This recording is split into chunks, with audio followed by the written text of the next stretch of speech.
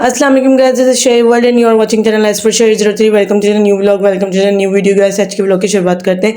Shaheer Shafa Safa and the trio are very excited to attend a marriage ceremony जो कि थी मेरी कज़न की, और हम लोग उसके अंदर जाने वाले थे।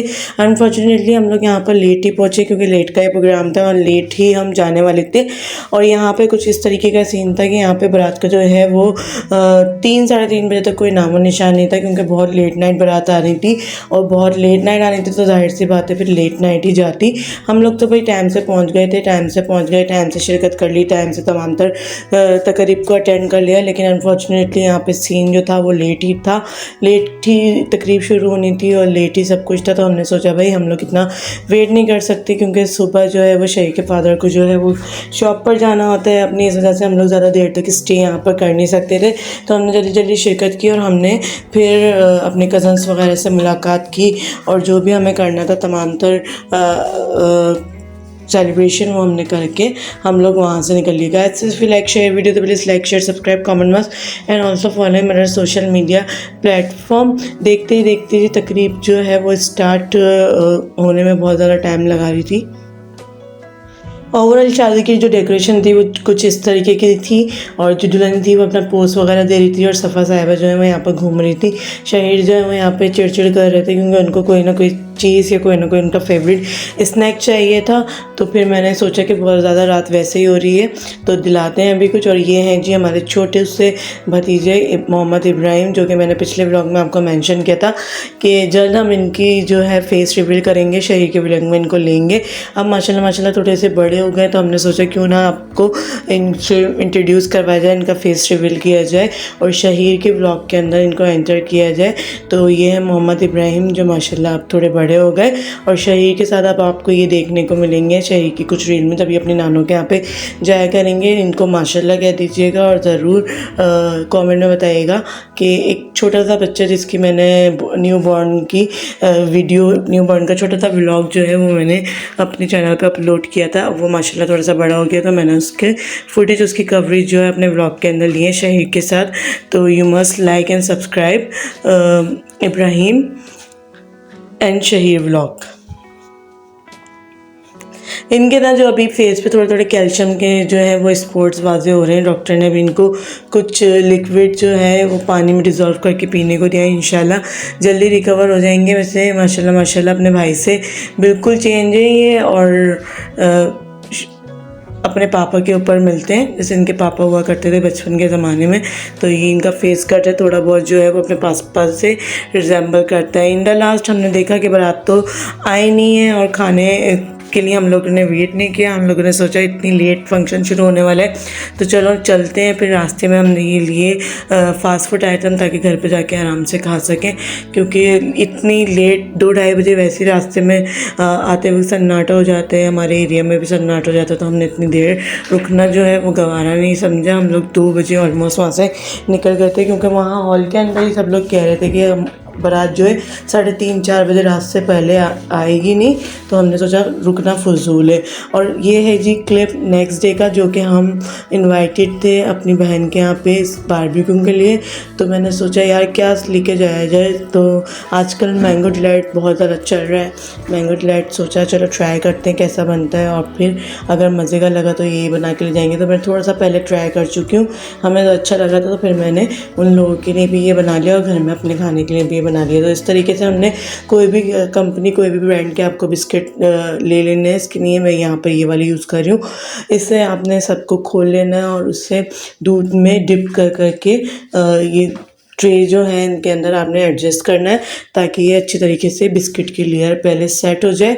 और ये जो जग है ब्लेंडर का उसके अंदर मैंने 3 आम लिए और आधा कप जो है व्हिपिंग क्रीम लिए और चीनी थोड़ी सी लेकर इसको अच्छी सी गाढ़ी गाढ़ी प्यूरी बना लिए ताकि हम जो है इस तरीके का से इसको असेंबल कर सके। पहले हम डिप किए हुए बिस्किट्स की लेयर लगाएंगे नीचे की जानिब और फिर जो है हम ये मैंगो प्यूरी विथ क्रीम जो है वो इसमें सेट करेंगे और फिर मैं आपको दिखाती हूँ किस तरीके से हम बाकी चीज़ें असेंबल करेंगे और मज़ेदार सा ठंडा ठंडा चिल सा मैंगो डिलाइट बनाएंगे। 1 कप के करीब जो है विप क्रीम वो मैंने सफ़ा को थोड़ी देर पहले दी थी कि वो अच्छी से बीट कर दे। मैंने उनके फादर को दे दी कि आप इसको अच्छी से बीट करें, इसका वॉल्यूम डबल करें ताकि मैं उसको भी एज अ लेयर यहाँ पर सेट करूँगी।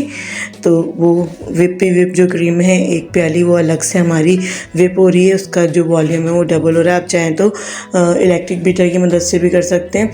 मेरे पास अभी वो अवेलेबल नहीं है तो मैं हैंड विक्स की मदद से उसको कर रहे हैं। थोड़ा टाइम लगेगा मगर हो जाता है। इससे पहले मैंने ब्लॉग के अंदर चेरी डिलाइट भी मेंशन किया था, उसके भी इंग्रेडिएंट तकरीबन सेम थे। बस ये था कि उसके अंदर जो फ्रूट है मैंगो की जगह वहाँ पे चेरी यूज़ हुआ था।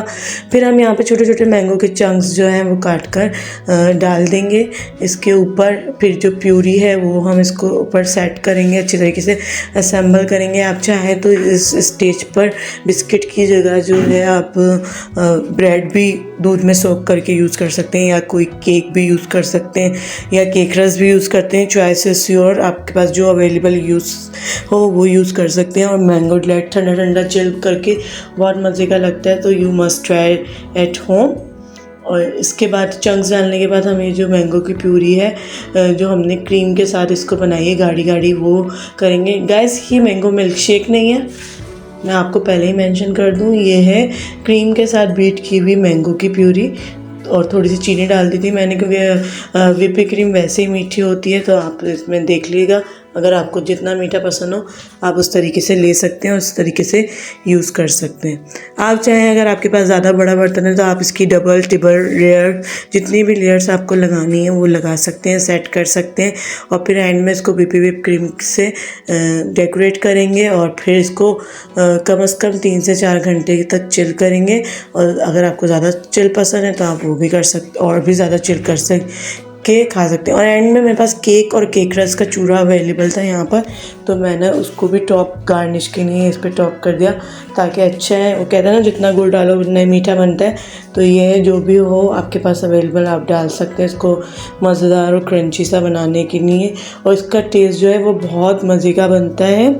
अगर आपके पास मीठे का कोई ऑप्शन नहीं है और आपके घर में जल्दी जल्दी मेहमान आ रहे हो, आपके मैंगो हो और ये सब चीज़ें अवेलेबल हो, तो ये बहुत जल्दी तैयार होने वाला मीठा बहुत जल्दी बनने वाला डिज़र्ट है, तो आप ज़रूर ट्राई कर सकते हैं मैंगो डिलाइट। मुझे याद है कि हमने एक बार बाहर जो है वो मैंगो कस्टर्ड खाया था। एक छोटा सा बॉक्स जो 200 ग्राम्स का बॉक्स होता है वो मतलब नॉर्मल फिल 250 रुपये का वो कस्टर्ड का बॉक्स मिला था। यानी अगर आप बाहर जाके इस तरीके की चीज़ें कुछ परचेज़ करते हैं तो आपको इतनी कॉस्टली पड़ जाती हैं और ये घर के अंदर आप आराम से अच्छा खासा बना सकते हैं। तो बाहर ये जो जितने भी मीठे मिल रहे होते हैं उनके ये एक्स्ट्रा पैसे चार्ज कर रहे होते हैं, तो this very costly, not budget friendly to all and to others. फिर हम इस तरीके से यहाँ पर जो है व्हिप क्रीम डाल देंगे ताकि ये अच्छे से सेट हो जाए। आप चाहे तो इसको कोन के अंदर भी भर के डाल सकते हैं या चाहें तो इसी तरीके से डाल सकते हैं या फिर पूरी पोर कर दें और उसको टूथपिक की मदद से उसको डिज़ाइन भी कर सकते हैं। आपको जैसा मर्ज़ी करना है आप कर लें ताकि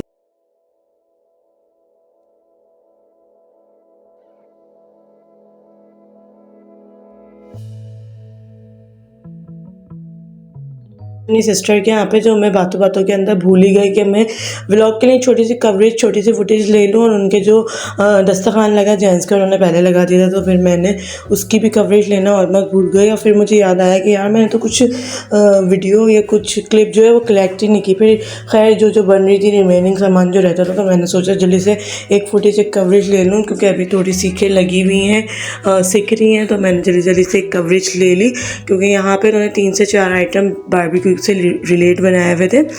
तो वो जो थे तमाम तर जो थे सफ़ा शाफे को और सबसे ज़्यादा जो है मेरे हस्बैंड को बहुत ज़्यादा पसंद आए क्योंकि मेरी जो बड़ी सिस्टर है वो बहुत ही ज़्यादा मज़ेदार किस्म के बारबेक्यू का मसाला तैयार करती हैं और जो तमाम तर जो रेसिपी है उनकी बहुत ज़्यादा हिट है। हमारे अब्बू के यहाँ पे भी जब भी बारबेक्यू होती है तो स्पेशली हम लोग उनसे बोलते हैं कि रात बजे आप मसाला लगाना, वही लगाती हैं, बहुत हिट रहता है। और ये था जी हलवा जो कि बनाया था मेरी छोटी सिस्टर डॉक्टर ने बहुत अच्छा बनाया था।